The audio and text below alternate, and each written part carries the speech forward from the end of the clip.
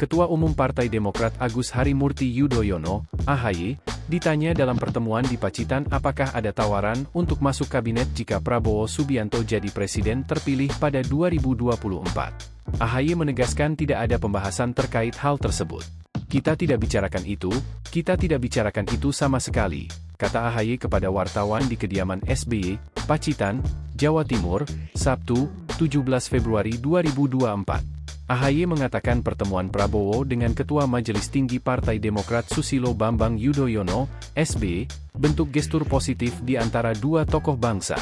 AHY menilai sikap itu harus dijadikan contoh yang baik. Karena sekali lagi ini adalah sebuah silaturahim, sebuah gestur yang sangat positif, antara dua tokoh bangsa, antara dua pemimpin besar, antara dua putra-putra terbaik bangsa yang menurut saya ini bisa atau harus menjadi contoh yang baik, ujarnya. AHY mengatakan pada akhirnya semua tokoh bangsa memiliki tujuan yang sama, yakni memajukan Indonesia dan menyejahterakan rakyat. AHY mengatakan apa yang dilakukan Prabowo dan SBY perlu jadi contoh bagi semua pihak yang ingin berkontribusi pada negara. Bahwa pada akhirnya semua ingin mendedikasikan dirinya, waktu, pikiran, tenaganya untuk Indonesia semakin, dan ini sebuah contoh yang luar biasa yang ditunjukkan Bapak Prabowo Subianto bersama Bapak SBY dan semua yang kita anggap bisa terus berkontribusi, ujarnya. Prabowo dan rombongan tiba di Kompleks Museum dan Galeri SBY pukul 10.47 waktu Indonesia Barat. SBY dan keluarga tampak menyambut Prabowo di halaman Wisma Drupadi, tempat kediaman SBY.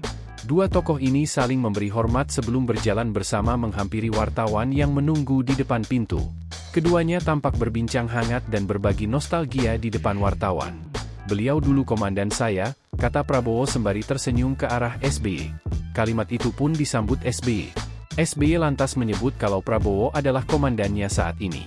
Sekarang beliau komandan saya, jelas SBY. Perbincangan tersebut berlangsung tak lebih dari 2 menit.